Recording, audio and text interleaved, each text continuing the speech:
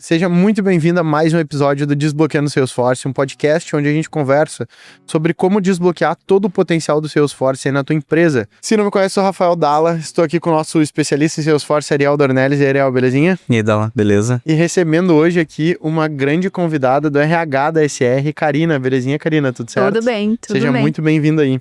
Obrigada. Lembrando que esse podcast aqui é idealizado e gravado aqui, executado pela SR Consulting, a maior consultoria em Salesforce do sul do Brasil e também a mais indicada pela própria Salesforce. Então, se tu quiser, tá com um problema aí de CRM, teu CRM não tá rolando, clica aqui, entra em contato com a gente vai ter o maior prazer em desbloquear todo o potencial do Salesforce aí na tua empresa.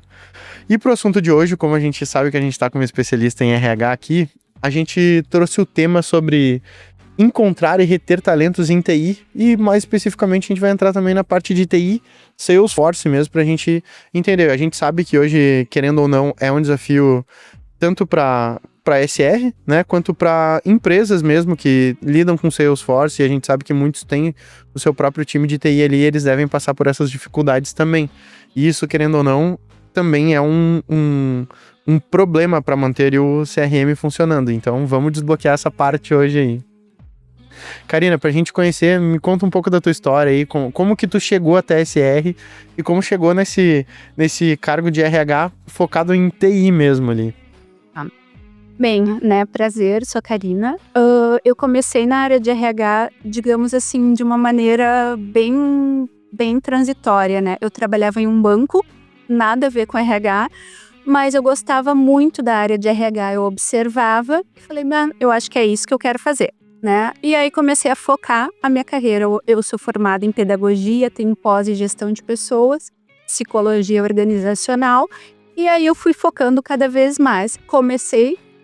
Saí do banco, fui para uma empresa onde eu comecei a atuar na área de RH com recrutamento e seleção, né? Então eu comecei no chão de recrutamento e seleção, trabalhei em indústria, trabalhei no universo ali do varejo, trabalhei em hospital.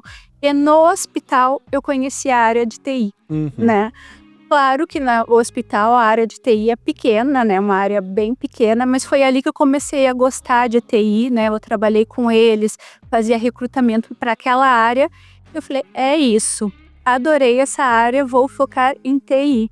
E aí eu comecei a focar na área de TI. Então saí da área hospitalar e fui para empresas de TI. E aí começou toda a minha trajetória em TI. Até chegar aqui na SR. Até chegar na SR. Show. E tem alguma nuance que toda essa tua trajetória antes de chegar no TI ali, que tu nota assim, o TI é um pouco diferente em relação ao recrutamento por conta disso? Total, é totalmente diferente, né? Eu digo assim que é um universo paralelo, né? TI, desde as pessoas que trabalham com TI, né? E também da dificuldade que a gente tem em TI, porque é diferente de tu contratar, por exemplo, um médico, um vendedor, né, uma área administrativa. A TI tem toda uma questão e a dificuldade em si, porque a gente tem dificuldades em encontrar esses profissionais. Não é todo mundo, né, que trabalha com TI, que estuda TI, então a gente tem uma grande dificuldade em encontrar pessoas.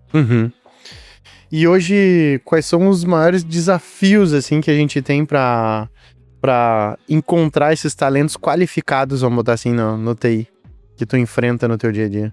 A gente tem, como eu trouxe atrás, né, a gente tem a dificuldade de encontrar o profissional mesmo, profissional de TI, em diversas linguagens. É mais difícil, porque não são tantas pessoas no universo de TI, e a gente tem a grande dificuldade.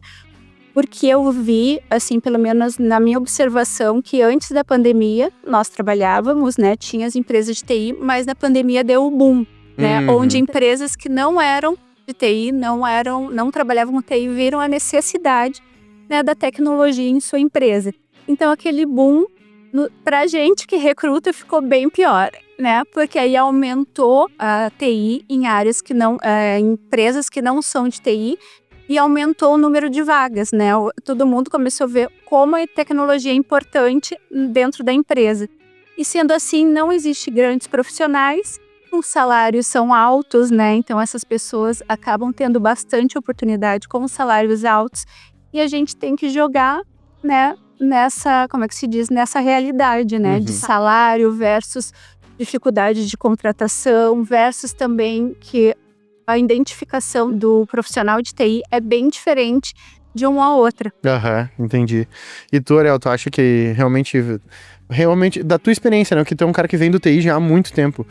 E depois da pandemia, tipo, surgiu vaga de tudo que é lado e tá faltando gente ainda no mercado ou não? Essa questão de transformação digital ali nas empresas era já um caminho que estava acontecendo naturalmente. E a pandemia, ela potencializou isso, com certeza.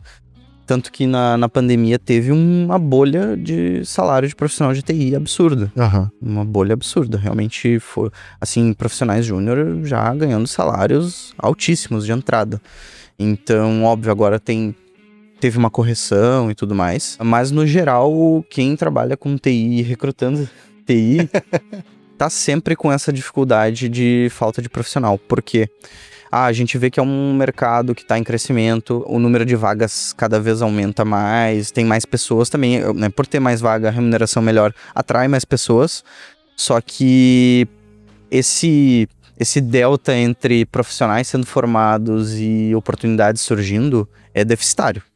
Tanto que eu até tinha separado aqui algumas reportagens ali que eu já tinha visto há um tempo atrás para trazer de informação mesmo com fontes, de que portais de TI ali estavam fazendo estudos e tudo mais, de que em 2025 no Brasil a gente ia ter um déficit de um pouquinho mais de 500 mil de profissionais. Nossa de TI. senhora, é muita coisa, né? É muita coisa. 530 mil, mais ou menos, né? As estimativas ali. Então, é uma dor constante, diária, e que, como isso é deficitário, tende a piorar, né? Cada ano que passa vai piorar se a gente não conseguir formar cada vez mais novos talentos na área, né?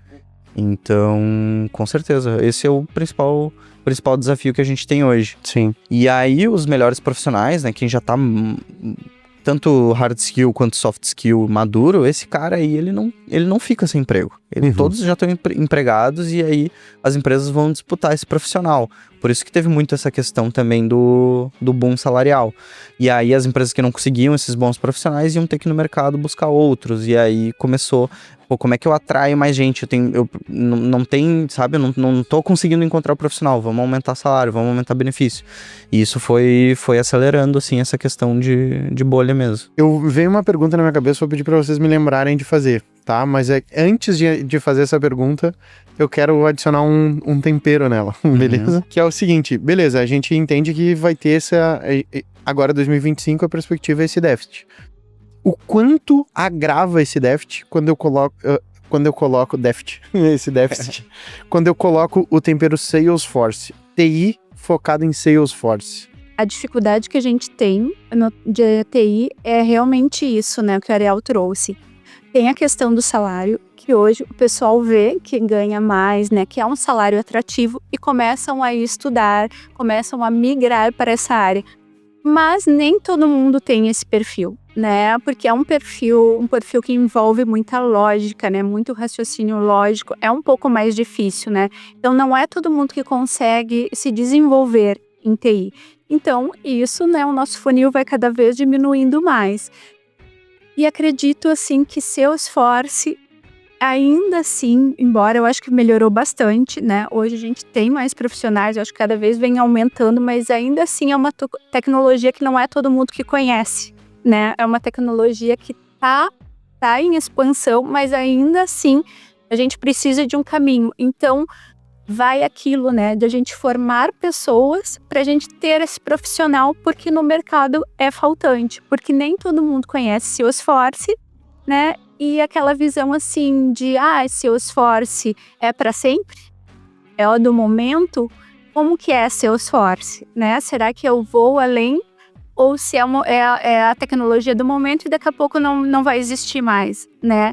Então tem todos esses fatores que dificultam ter profissionais, né, na área de Salesforce. Entendi. E tu, Ariel, o quanto tu enxerga que esse tempero Salesforce acaba agravando esse déficit? Total, é um nicho dentro de um nicho, né? Então, com certeza, é bem um funil, né? A gente tem lá tantos leads, esses aqui se interessaram, esses avançaram, ele vai afunilando.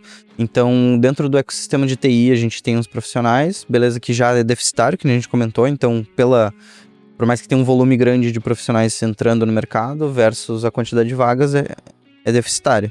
Então, beleza, o ecossistema de TI. Agora, dentro de TI eu tenho análise de sistemas, eu tenho liderança técnica, eu tenho desenvolvedor, eu tenho QA, né? Tem o episódio que a gente fez anteriormente. Então, tem vários papéis. E aí eles vão, né, vai se afunilando em cada um papel diferente. Quando a gente entra dentro do desenvolvimento, eu tenho várias tecnologias que a gente concorre. Então, o desenvolvimento .NET, Java, Node, Kotlin, várias outras tecnologias. E essas, elas são bem difundidas no mercado. E aí, quando a gente compara com o Salesforce é um pouco menos conhecido. Então, é esse ponto que a Karina concorda totalmente. O desenvolvedor, ele quer entrar no mercado de TI e às vezes ele ele desconhece que tem Salesforce. E às vezes quem conhece o Salesforce tem uma visão diferente do Salesforce. Acha que é um produto só, né, eu não consigo desenvolver nada lá dentro, eu de fato não vou ser um programador. Mas tem como ser, sim, tem como ser um programador, arquiteto, líder técnico e por aí vai dentro do Salesforce, e a gente tem que desconstruir um pouco essa visão ali dele. E mesmo assim, tem profissionais que não querem, cara, eu quero a ferramenta líder de mercado ali, que é o Java. Java, há muitos anos, é a que mais tem vagas, a que mais é utilizado pelas empresas e tudo mais. Então, a gente concorre, né, com isso e tem essa dificuldade. Então, nesse ponto, eu concordo 100%, fazendo alguns adendos aqui, com alguns complementos aqui que a Karina falou. Mas um outro ponto que eu vejo daí, não por esse prisma de falta de profissionais, eu vejo também de que faltam profissionais qualificados quando a gente fala de Salesforce. Porque no nicho Salesforce, que nem eu comentei, um pouco da história da SR, a SR surgiu por conta desse gap, a gente vê isso, que muitas consultorias de Salesforce não têm profissionais com background de engenharia de software. Não são desenvolvedores na prática, eles são pessoas que eram curiosas, inteligentes, se desenvolveram, né? Mas eles eram administradores e aí começavam a fazer fluxos, ferramentas low code ou no code. Só que quando ia pra parte, a gente sabe que tem cenários em que o low code atende e tem cenários que não atende, e que a gente precisa ter as práticas de engenharia. E aí o background de desenvolvimento. Então, análise e desenvolvimento de sistemas da informação, ciência da computação, né? Esse tipo de formação é importante nesses casos. E aí a gente via que grande parte das consultorias do Salesforce não tem esse time embasado em excelência técnica, que é um pilar aqui, né, de engenharia de software, que é um pilar da SR, que a gente fala que a gente chama empresa de engenheiros de software, né? Então, esse é um ponto que tem um gap também. Então, além dos desenvolvedores com esse background, às vezes desconhecer, né, não conhecer a ferramenta, ou não ter interesse em se desenvolver com Salesforce, parte dos profissionais que estão em Salesforce hoje não tem esse background de desenvolvimento, que a gente precisa desenvolver neles também. Então, fica essa lacuna, assim, que potencializa mais, assim, torna mais difícil, de fato, a gente conseguir contratar bem, né, profissionais de mercado aí no Salesforce. Por isso que uma das principais iniciativas que a gente tem hoje é a formação de talentos, né? A gente tem uma formação de talentos de Salesforce aqui dentro da SR, e se eu não me engano já faz uns 2-3 anos que a gente tá rodando, isso, né, 3. 3 anos. Então já tá bem validado. A gente tem profissionais que se formaram, né, nessa formação com a gente, e estão virando hoje quase líder técnico, né? Se for ver 3 anos, né, nessa faixa de 3 anos, não dá para virar um líder técnico, assim, né? Ainda tem que ter, por mais que já tenha muitas das habilidades de uma liderança técnica, o tempo é importante, né? Sim, a experiência, se provar e tudo mais. Cancha, as horas né? de voo. As horas de Isso. voo, exatamente. Esses profissionais que, inclusive, vieram de outras áreas, às vezes nem de TI, que conseguiram se desenvolver, aprender, né, evoluir essas habilidades, e hoje estão liderando projetos ali, já estão evoluindo muito bem. E então é uma estratégia muito, muito assertiva aqui, né, da SR, que a gente vê como estratégico, né, que a gente consegue, de fato, de uma certa forma, suprir um pouco, ajudar esse gap aí, nesse gap, né, dos profissionais de mercado ali, né, no Salesforce, né, formar profissionais para o mercado do Salesforce. E tem muito assédio dos profissionais no mercado aí, ou não? De outras empresas que tentar assediar os profissionais da SR, por exemplo? Sim, tem. É tipo o filme do Sexto Sentido lá. Com que frequência você vê o tempo todo? O tempo todo.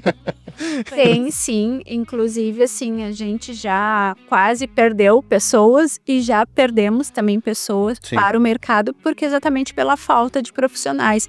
E isso que o Ariel trouxe, a gente forma profissionais, né? Uhum. Então, a gente começa ali, o pessoal entra como estagiário, né?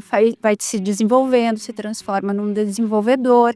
E assim vai crescendo profissionalmente. Só que aí, claro, né? Ele está aberto ao mercado, Claro, né? claro. E as outras empresas estão de olho porque elas também têm a necessidade desse profissional. E acaba ali o impacto, né? Que, claro, eles recebem propostas, né? Mas eu acho que isso da proposta, a gente corre risco e sempre vai correr. Mas eu acho que para segurar essas pessoas, a gente também tem que trabalhar no clima, né? Na cultura.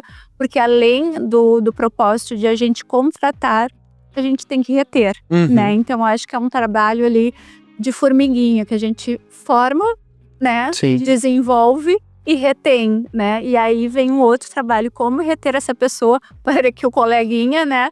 Para que os outros não peguem essa pessoa da gente. Entendi. E falando dessa questão de Salesforce em si, qual é os perfis e habilidades ali mais difíceis de encontrar no mercado?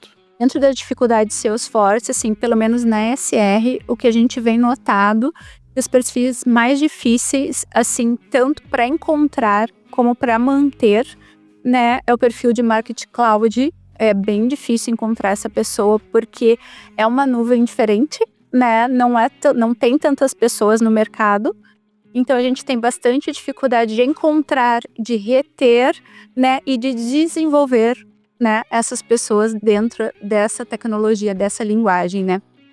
E também eu acho um pouco a área de análise, né? Eu acho que os analistas também a gente tem uma certa dificuldade de encontrar, reter, porque Salesforce tem vários ganchos um pouco diferentes das análises, né, de outras tecnologias, de outras linguagens. Então, eu acho que a gente tem maior dificuldade de encontrar esse profissional e é um pouco diferente. Talvez as pessoas não conseguem se adaptar ou não gostam, enfim. Então, eu acho que esse profissional a gente também tem dificuldade de encontrar e reter, né, e ter ele na casa. Uhum. Só um adendo. O do Marketing Cloud ali é o nicho do nicho do nicho. Esse é difícil mesmo. Porque o Marketing Cloud ainda é uma nuvem que ela não é das nuvens core do Salesforce. Quando falo de Salesforce, eu tô falando de vendas e atendimento, que é o Sales e Service, que é o mais difundido. Todo mundo que tá dentro do ecossistema Salesforce conhece. O pessoal conhece bastante a parte de comunidades, né? O Experience Cloud também. E aí, só que o Salesforce, ele tem uma variedade, uma gama de produtos e nuvens absurda, né? Eu tenho Data Cloud, eu tenho Health Cloud, tem Field Service, tem vários, né, para atendimento a campo. Então, tem o de indústrias, cara, tem várias nuvens. E eu acho que isso também dificulta pro da análise. Mas assim, só focando ainda no de marketing, e é um profissional que eu vejo que ele tem menos background técnico ainda do que eu comentei no geral do Salesforce. Porque o Marketing Cloud, ele é muito... Pensa na ferramenta de e-mail marketing. Óbvio que o Marketing Cloud é mais do que isso. Claro. Mas simplificando, é uma ferramenta de e-mail marketing. Então eu não tenho programação praticamente. Eu vou clicar, arrastar fluxos, fazer configurações, etc. Só que daí quando eu falo que o Marketing Cloud não é só isso, porque daí eu tenho como cadastrar landing pages, eu tenho como fazer integração desses dados para dentro das nuvens de vendas e atendimento e vice-versa. E eu tenho, então, o poder de criar automações. E aí isso começa a ir já mais pro ecossistema de software, né? De programação, de pelo menos ter uma noção disso. Sim. E o profissional de Marketing Cloud, a gente vê assim, tem um pouco desse gap, né? Dessa deficiência. Em geral, né? Mas que também é coisas que a gente acaba trabalhando, né? Que a gente tem que... Inclusive, a gente tá pensando, né, Karina, em fazer uma vertente da nossa formação, que hoje ela é bem focada em Sales e Service, para fazer uma formação de Marketing Cloud também. Show. Então isso é uma coisa que a gente está estruturando. E aí, por fim, a questão da análise, eu também acho. É difícil achar no mercado um analista / consultor de Salesforce. Então, normalmente, a gente tem que pegar um analista consultor de TI, de software mesmo, e fazer com que ele... fazer um onboarding, né, dentro do Salesforce. E, às vezes, por ter essa gama de produtos muito vasta, também acaba dificultando essa absorção, né? Então, esse é um ponto de absorver tanto... Porque o Salesforce, daí, a gente tem que ter o conhecimento das funcionalidades nativas, né? E o papel do analista consultor é muito crítico nisso, é muito importante. Então, ele precisa absorver muita coisa, né? De nuvens de Sales, de Service e por aí vai. Então a gente vê que também isso é um desafio, né, pra gente conseguir fazer com que esses analistas de mercado aí consigam absorver e entender de fato todas essas funcionalidades do Salesforce pra gente conseguir gerar valor lá no final pro cliente, né, nos projetos. Sim. E como que uma consultoria, ela pode ajudar ali a acelerar e captar profissionais com talento em Salesforce, assim? Eu gosto de falar, né, que a gente gosta de falar aqui que esse papel, né, da consultoria, principalmente, óbvio, puxando a brasa pro nosso assado, a SR, ela é esse braço aí, né, esse time de TI de alta performance para os nossos clientes. Então, a consultoria, ela ajuda justamente nisso. Ela agrega muita bagagem, muito conhecimento, muitas dores, né, muitos erros, aprendizados que a gente foi tendo ao longo do caminho, porque a gente vive isso, a gente vive CRM, vive Salesforce todos os dias. Então, cara, a gente tem uma bagagem aí de mais de 100 mil horas de projetos de Salesforce, né? Então, como contratar os melhores profissionais de TI, a gente já tem os processos bem elaborados de como que a gente contrata estagiário, como que a gente contrata júnior, como que a gente contrata um pleno, um sênior, um arquiteto, tech lead. Quais são as habilidades de cada um, né? Quais são as responsabilidades, as atribuições de cada um, para a gente conseguir ter um fit dessa pessoa com a vaga. Fora isso, é o conhecimento, né, a bagagem que a SR vem trazendo ao longo dos projetos. Então, a gente consegue acelerar na contratação dessas pessoas, contratar os profissionais corretos, a gente consegue ter os processos adequados e a gente consegue ter experiência para guiar o nosso cliente e utilizar, fazer com que ele se preocupe de fato com a estratégia do negócio dele e nos use o time, né, a squad da SR como um habilitador para isso, um canal que vai acelerar muito, né? Porque imagina se uma empresa tá colocando Salesforce, o core dele é vender seguros, ou sabe, eu tenho que focar no meu core, eu tenho que aprender como que eu vou montar um time de Salesforce. Sim, um time de TI. Entender sobre as licenças, entender RH sobre as talvez nuvens. não seja especializado em TI, ele vai ter que errar muito até acertar. Exato. E até mesmo com a falta de profissionais, a consultoria, né, eles não vão ter esse trabalho, a consultoria que tem, Sim, né, em ter passa esse problema. Isso. O problema daquela escassez ali, tu terceiriza, né? Terceiriza o problema. Em ter o profissional, em formar o profissional, em desenvolver o profissional. Ele só se preocupa se aquele profissional vai atender o que ele quer. Sim, né? Ele só vai reclamar pra ti. Isso. Ó, não tá legal, né? Cara, e deixa eu te perguntar. Só um complemento ainda. E também, por último, a gente sabe, né, de que tem clientes que, de fato, eles gostam de ter, eles querem ter, é estratégico para eles ter um time operando, que seja in-house ali dentro de casa deles. Independente também. Exato. Então, a gente teve alguns projetos aí para alguns grandes clientes nossos, onde a gente fez turmas de formação mesmo, de alguns papéis, administrador, desenvolvedor e tal. Então, a gente prepara, vai no mercado, contrata essas pessoas, prepara, faz a formação e depois disponibiliza, transfere eles pro cliente. Entendi, show. Vocês treinaram a equipe pro cliente, né? Uhum. E a pergunta que eu ia te fazer é o seguinte, por exemplo, existe muito aquela questão do híbrido, né? Tem uma equipe interna trabalhando em conjunto com a equipe externa ali da SR, né? O quanto que tu acha que trabalhar nesse formato transmite as habilidades também da equipe da SR para a equipe interna? Eu particularmente acho esse o melhor modelo.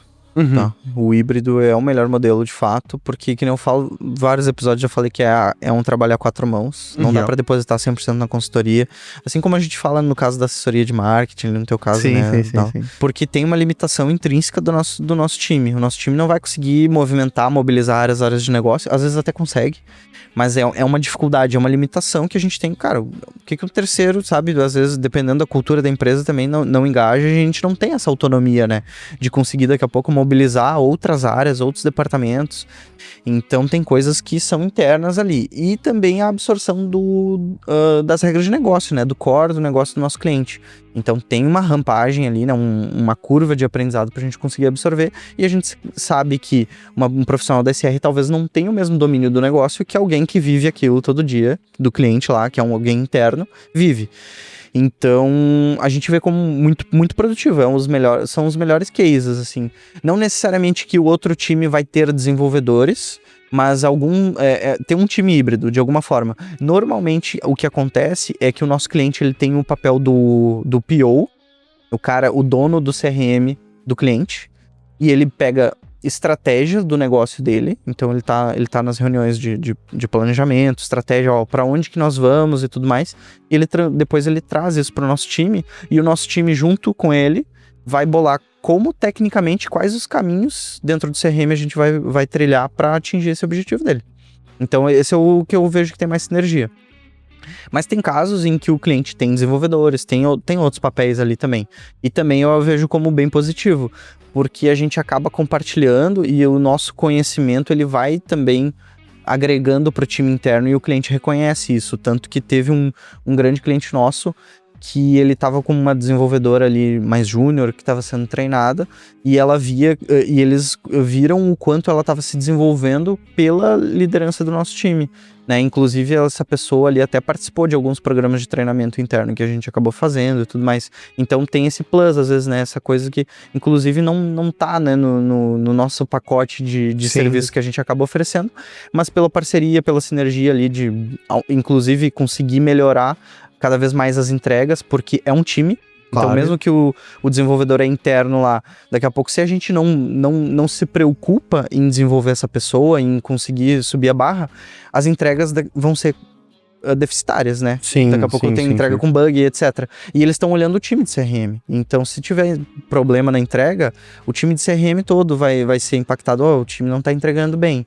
Então a gente tem que olhar pro todo, né? Uhum. Então eu vejo com bons olhos, é bem positivo esse mecanismo, esse formato híbrido. Show. E tu, Karina, consegue enxergar isso, né? Eu acho que até eu concordo plenamente com o Ariel, né? Ele trouxe bastante exemplos e eu acho que funciona assim, porque o time só nosso, a gente não vai entender tão bem do negócio, né? Do cliente, vai ter acessos que a gente não tem, vai estar sempre buscando pessoas para nos orientar e quando tem as pessoas deles junto com as nossas, flui melhor, né? Porque eles vão entender do que eles querem, o que eles estão buscando, né, do negócio, e a gente vai solucionar os problemas, né? Trazer o Salesforce, e aí é um conjunto. Eu acho que, aliás, é a melhor forma de funcionar corretamente, né?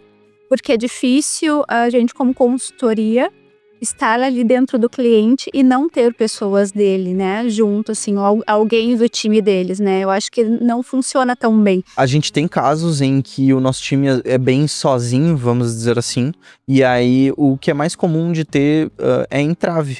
Definição de negócio, sabe? Às vezes, o negócio não flui tão bem. Exatamente por isso. A gente precisa de uma agenda, só que o fornecedor e tal, eu não tenho abertura para conseguir agenda com essa pessoa. Então começa a dificultar um pouco. São barreiras que vão entrando no caminho ali, sabe? Uhum. Então ter esse papel-chave ali, essa pessoa que tem autonomia dentro do cliente para mobilizar isso, né? Mobilizar as outras áreas é importante, porque às vezes também já teve casos em que no cliente tinha um ponto focal, só que esse ponto focal não tinha autonomia para mobilizar os outros times e os problemas eram os mesmos, né? Sim, então normal. Tem esse ponto. Show. Eu acho que é o que a gente traz na SR também, que eu acho que tem um case de sucesso, é que geralmente quando a gente entra no cliente, o nosso time se integra bem com o time deles, né? O que eu acho que tem que ter essa sinergia também. Saber que todo mundo tá né, atrás da solução, no mesmo caminho. Porque às vezes isso também pode não acontecer, né? Mas eu acho que a gente tem bastante cases de sucesso que isso acontece. Isso, inclusive, às vezes volta pra gente numa coisa não tão boa ali que a gente tem que ficar se preocupando que às vezes o cliente quer roubar o nosso time. Isso, exatamente. Ariel, o teu time é tão bom que ele vai continuar aqui dentro da empresa. Exatamente. Ultimamente tem acontecido. Às vezes eu até, né, nas nossas reuniões com os clientes, eu falo, tu não vem que não tem, que ele é meu. Show. E já que a gente falou sobre isso, o que na tua opinião, principalmente que tá ali no dia a dia ali, quais são os diferenciais, o que é preciso para conseguir manter essa retenção dos profissionais do TI? Eu sei que aí é o desafio e é o calcanhar, né, mas pra gente... Tem a questão de salário, que sim, né, sim. Eu acho que no universo de TI são salários altos, a gente não pode negar. Tentadores, né? Tentadores, e a gente tem que trabalhar com salário. Mas eu acho que o fundamental é a cultura da empresa.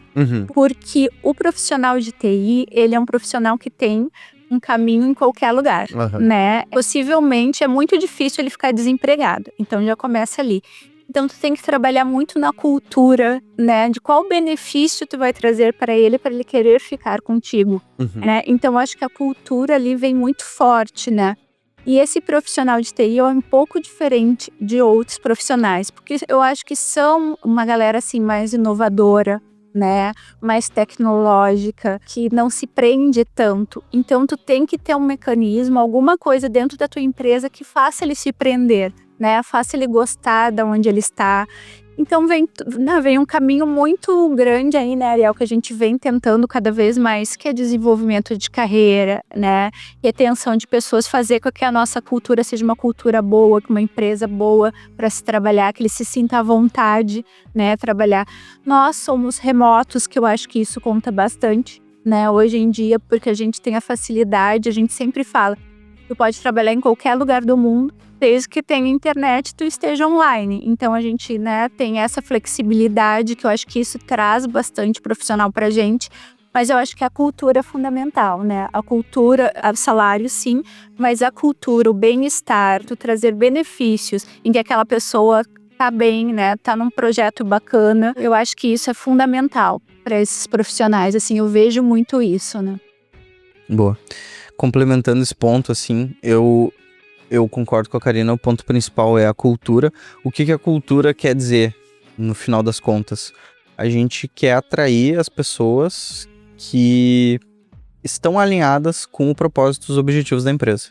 Então a cultura é basicamente isso, é o caminho, é o norte, para onde que a gente quer ir. Então, hoje, na SR, a gente valoriza muito, a gente tem muitos pilares ali na nossa cultura.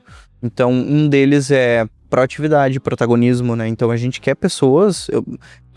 inclusive, eu tava conversando com uma liderança técnica ali da SR esses dias, tá? Falando sobre isso, que a gente tava com um funcionário, uma pessoa do time, que ela tava precisando ser constantemente... Puxada, exatamente. Ou empurrada, né? Sim, tipo, sim, vai. Sabe?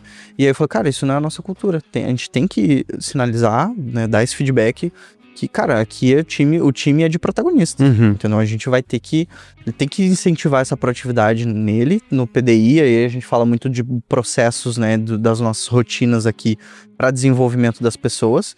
Então, não é que a pessoa não está na nossa cultura, ela vai embora, né? A gente tem um plano de recuperação, a gente trabalha, olha, tem que melhorar isso, tem que melhorar aquilo e etc. Mas sempre tudo norteado com os pilares da nossa cultura. Então é essa. Eu não posso ter no time uma pessoa que eu tenho que ficar empurrando, ó. Já fez? Vai fazer quando? Entrega quando? Cara, assume a bronca. Que nem a gente fala, o time é de camisa 10. Então tu tem que matar a bronca e sabe, puxa pra ti. É o cara que no campo ali, ele chama, ele se movimenta, abre espaço e pede a bola, né? Então eu não quero o cara que se esconde atrás da marcação. Sim, entendi. Entende? A gente fala muito do pilar de excelência técnica, de... Cara, eu preciso estar sempre me desenvolvendo tecnicamente. Então, e isso requer o quê? Estudo, constante. Quem não estuda na SR, em algum momento, vai desconectar e vai acabar saindo. Ou essa pessoa começa a se desenvolver, ou ela vai sair. Outro ponto, colaboração, trabalho em equipe. Aquele cara que não consegue se relacionar bem com os colegas, que daqui a pouco ele não consegue... Ele detém o conhecimento pra ele não compartilha isso. Mesma coisa. Esses todos os pilares ali da nossa cultura, eles vão nortear quem a gente quer continuar recompensando e fazendo crescer aqui dentro, e quem que a gente quer, ó, muda isso aqui, muda isso, senão aqui não é pra ti, aqui a SR não é um lugar pra ti, entendeu? Então, sobre cultura é esse ponto. Mas a pergunta também falou um pouco sobre benefícios, né? Ou não? Não, nesse caso foi a questão de retenção. O que influencia na retenção do não, então é isso, perfeito.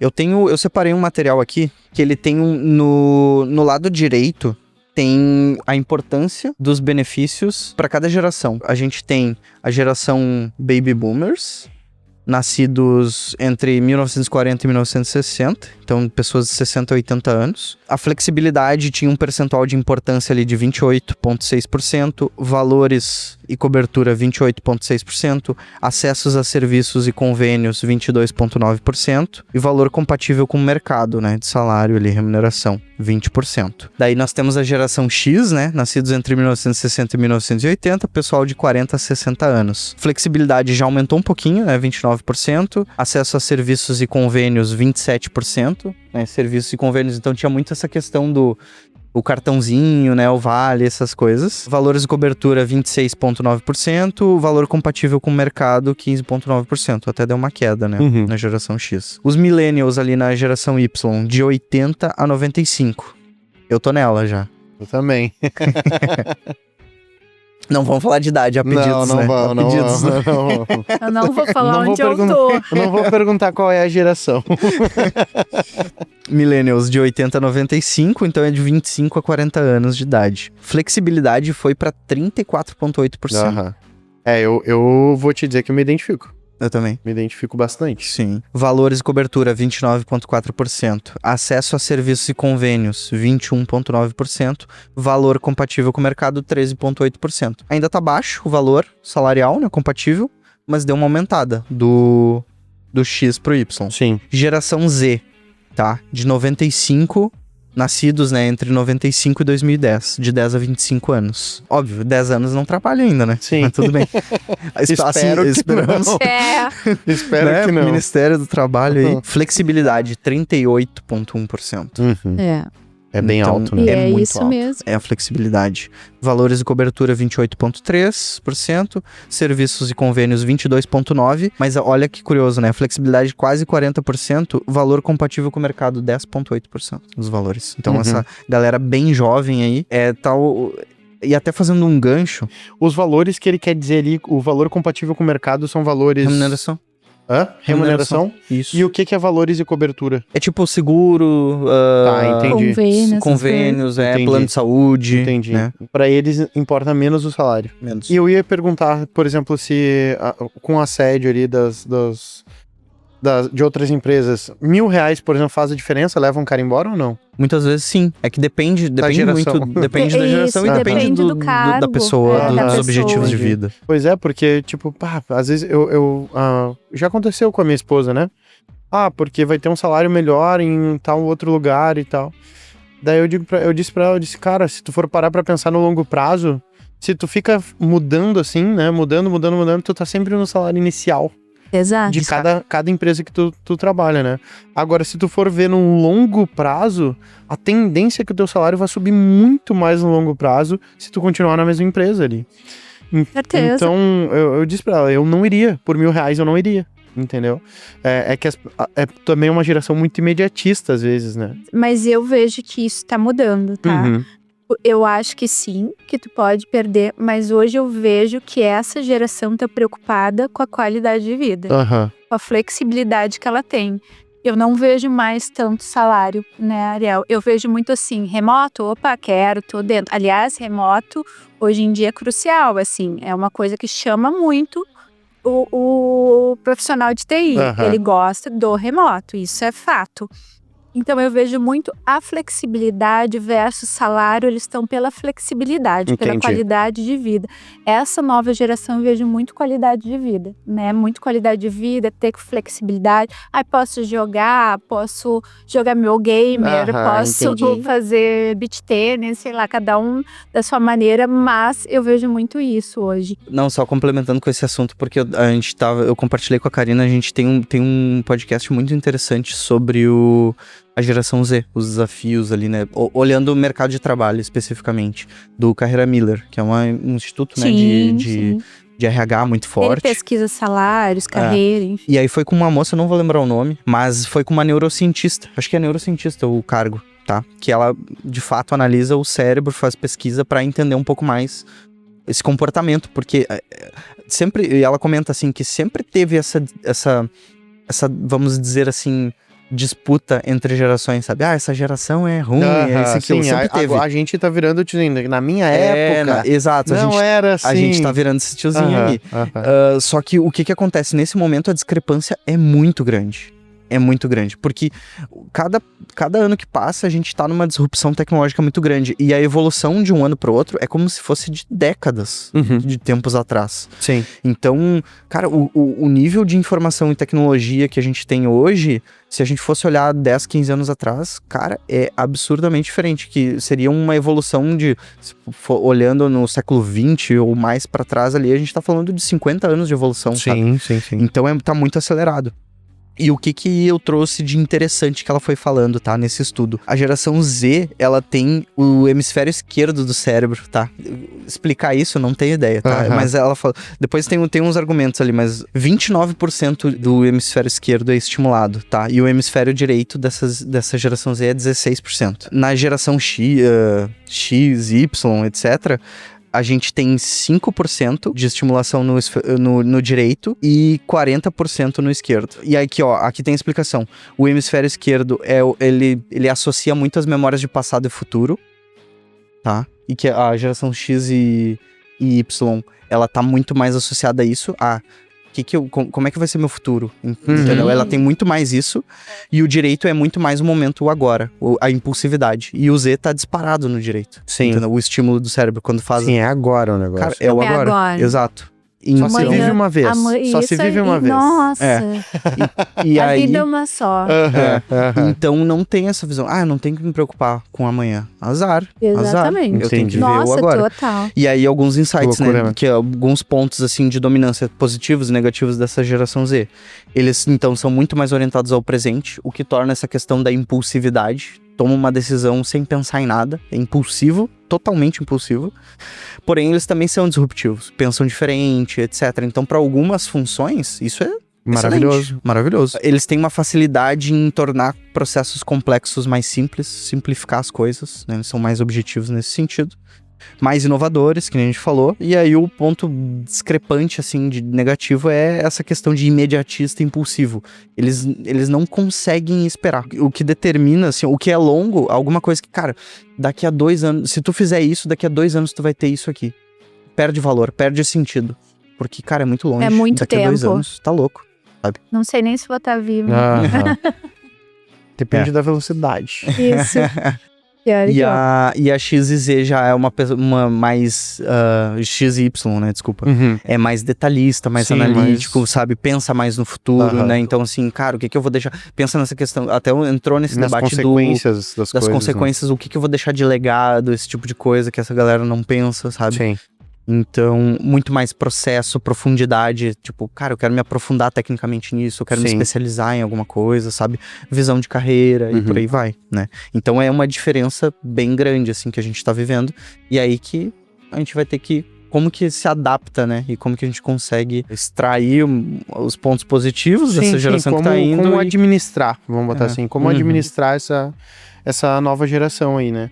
Mas o que eu fiquei ansioso ali que eu ia falar é o lance da flexibilidade de 38%. Aonde também que essa flexibilidade toda mascara uma falta de comprometimento? Porque assim, tá, beleza, eu quero ficar na minha casa, eu quero home office. Mas o home office é bem fácil de tu te descomprometer com o teu trabalho. Sim, né? total. Então, aonde que tu acha que, de repente, ou tá mascarando isso? Porque eu não tenho tanta experiência com home office, tá? Vocês têm uma experiência gigantesca com home office. O nível de desafio de tocar o home office ali, de as pessoas estarem comprometidas com os projetos, comprometidas com a empresa em si, aceitarem certas cobranças. Aonde que essa flexibilidade tá mascarando também, talvez, um pouco disso? A boa pergunta, muito boa. E complexa. Bem, eu vejo assim que essa geração Z, ela tem essa flexibilidade, prefere o home office. E tem pessoas mais focadas que conseguem trabalhar, ser focados no home office. E tem as que não.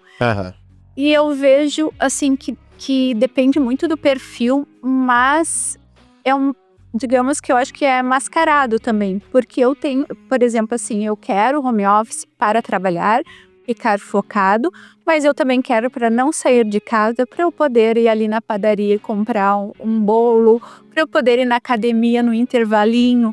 Tem isso sim, e muitos fazem isso, né, Ariel? Muitos fazem. Mas tem alguns que fazem, mas são comprometidos, e outros que não, e entregam. Vão na academia, né, fazem essas coisas, mas entregam. E outros não.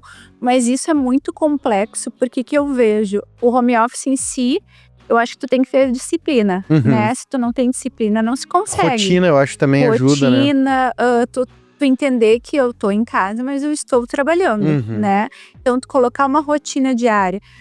Mas, ao mesmo tempo, eu vejo que essa geração, por exemplo, a minha geração, eu trabalhei presencial e eu dou valor ao home office. Sim. Né? Sim. Então, poxa, que bom que eu estou em casa, que eu não pego 300 ônibus, ou que eu não saio com o meu carro e fico parada 2 horas no trânsito. Então, eu valorizo muito o home office. É muito bom pra minha vida. Sim. Porque eu não preciso, eu acordo, tomo meu café, vou trabalhar, Sim. né? Preciso ficar um pouco a mais, eu não preciso me preocupar em que trânsito que eu vou pegar, se eu ficar até que horas. Por quê? Porque eu estou na minha casa. Ok, vou ficar um pouco a mais, preciso fazer uma entrega, vou ficar 1 hora a mais. Então, a gente consegue enxergar isso. Mas essa nova geração, muitos não tiveram presencial. Claro. Entende? Eles não tiveram essa questão assim, poxa, tô no escritório, né? Tô na empresa, eu preciso trabalhar, preciso entregar, né? Tem a data, tem o momento. E não, eles foram direto pro home office. E aí, sim, a gente se depara com muitos problemas do home office. Fazer essas pessoas terem responsabilidade perante a datas, horários, né? Porque a gente dá a flexibilidade, mas com limite. E nem sempre eles exercem esse limite, né? Nem sempre eles têm essa responsabilidade.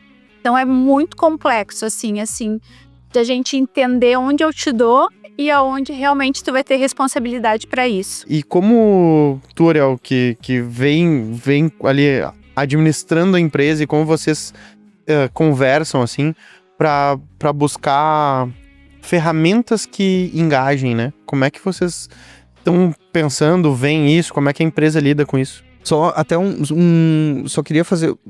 Sobre a pergunta anterior ali que a Karina respondeu, eu concordo 100%, eu só queria reforçar esse ponto.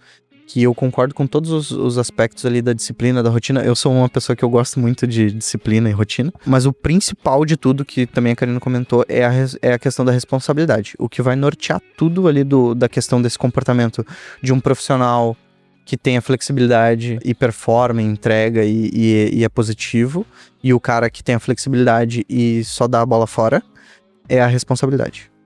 Ponto. Senso de criticidade, responsabilidade. Cara, tu tá, por mais que seja um home office, tu tá trabalhando de casa, é um trabalho. Claro. Entendeu? Tu tem compromissos ali, tu assinou um contrato. Sim, a empresa espera de ti também. E as pessoas, às vezes, não dão o devido valor pra isso. Sim.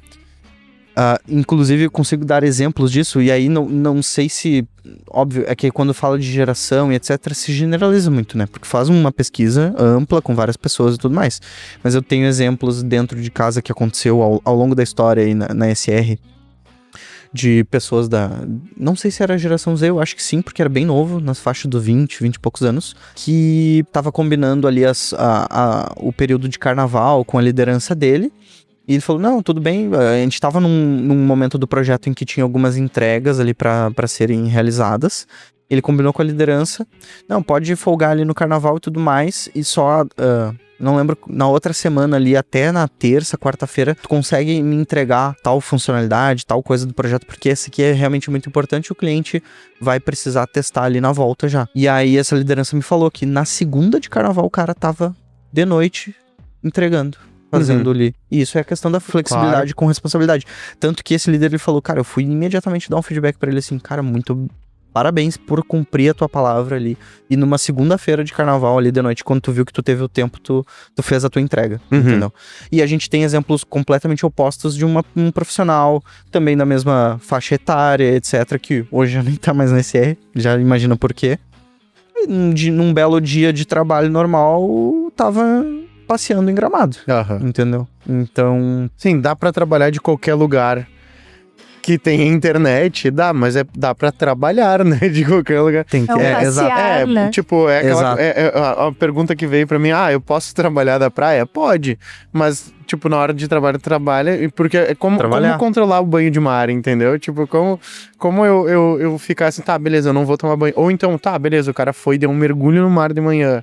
Voltou, sentou, trabalhou o dia inteiro. De tarde deu outro mergulho e voltou. O meio-dia, vai lá. Tá tudo certo, assim, sabe? Mas são coisas controladas ali, né? Isso, e um outro ponto que é importante, não é só o cara, vou lá tomar um banho de mar. Cara, analisa o teu contexto. Tu tá atuando pra algum cliente, o cliente tá esperando alguma... Como é que tá o teu projeto? Tá atrasado ou tá em dia? Sim, isso claro, tudo vai determinar. Claro. Inclusive tem formatos. Às vezes tem formato que é um projeto, escopo fechado, que, cara, eu só tenho que entregar nas datas e às vezes o desenvolvedor nem tem contato com o cliente. Sim. Ok. Tem formatos em que, cara, tu tem que estar... a gente ele nos contratou para estar disponível durante o horário comercial. Sim. Então tem que estar disponível. Pode ser que, cara, não tenho demanda nenhuma agora, mas e se surgir uma emergência? Tu tem que estar disponível. Então, cara, pra quem atende, tá nesse formato, atende o cliente, eu tenho que alinhar com o cliente, eu tenho que pegar o ok do cliente, eu tenho que pegar o ok da minha liderança. Então, né, tem essa flexibilidade? Tem, mas é acordado. Sim, né? Não é claro, só simplesmente, claro. eu acho que eu vou sair aqui agora. E sai. Né? Então, esses pontos são importantes. A gente tava meio atucanado de trabalho na semana passada. E eu fui pra praia. Na sexta-feira eu fui pra praia. Aí, só que, tipo, cara, eu cheguei lá um pouco mais tarde, porque minha sogra me pediu pra ir no mercado. Mas, cara, eu trabalhei das 3 até as 11 horas da noite porque eu precisava entregar. Exato. Eu precisava entregar. Tipo, pô, eu tive a flexibilidade de poder ir pra praia, eu tive todo o processo, mas, cara, eu precisava entregar algo, aquilo eu precisava entregar naquele dia. E, cara, paciência, eu tive a flexibilidade de manhã poder estar viajando, mas à tarde eu sentei e fui até às 11, se precisasse ir até meia-noite, 1 hora, eu fui até acabar. Acabei, entreguei o que precisava, fechou, tudo certo. Porque na segunda tinha que estar pronto, na verdade. E eu podia ter optado por trabalhar todo final de semana, ou não, eu preferia ali acabar aquele projeto todo ali, né? E quando a gente fala hoje sobre questão de erros na hora de contratar, Eu acho que a pressão do prazo, né? Eu acho que é um dos principais motivos, é a pressão do prazo. Porque dentro da tecnologia existe o tempo, né? E o tempo corre, né? É muito diferente, assim, contratar pessoas de outras áreas. A tecnologia é tempo, né? A gente precisa daquela pessoa, senão o projeto não vai andar, as coisas não vão funcionar. Então a gente precisa de uma contratação rápida. E às vezes o rápido vem o erro, né? Porque a gente tem alguns perfis que são mais difíceis de encontrar. Então, devido à dificuldade, quando a gente acha, a gente corre, acaba contratando, e aí vem o erro, né? De contratar rápido, né? Talvez não ser tão criterioso, assim, na questão, assim, ali do processo seletivo, e acaba daquilo da gente tentar fechar vaga e conseguir, né? Esse profissional a gente acaba errando. E eu acho que muito disso também, do erro de contratar profissionais, eu acho que além do técnico, o perfil comportamental. Porque o técnico, dependendo ou não, a gente consegue moldar, ensinar e desenvolver. E o comportamental não. Muitas vezes o comportamental a gente não consegue modificar. Tá inserido na pessoa e às vezes é difícil. Né? Então, acho que a gente busca bastante também entender o comportamento. Se aquela pessoa está dentro da nossa cultura, a gente tem que tentar perguntas-chave, né? Com perguntas comportamentais que a gente consiga identificar se esse profissional é adequado à nossa cultura. E eu acho que uma coisa que a gente trabalha bastante na SR, além dos nossos pilares, que é um dos nossos principais, é a transparência, né? A gente é uma empresa muito transparente, desde a seleção de pessoas, né, em trazer realmente a nossa realidade, como funciona a SR, mas também dentro de casa, de trazer a transparência sempre, né? Então, acho que o processo seletivo já começa assim, transparência, a gente entender o perfil do profissional, mas ele também entender o nosso perfil e ver se dá um match. Então, acho que, mas eu sempre vou colocar isso, às vezes o prazo é o principal gargalo para o nosso erro. Oriel, e para quem, por exemplo, para um cliente da SR, né, que tá pensando, eu tenho meu time interno e tô precisando contratar agora aqui.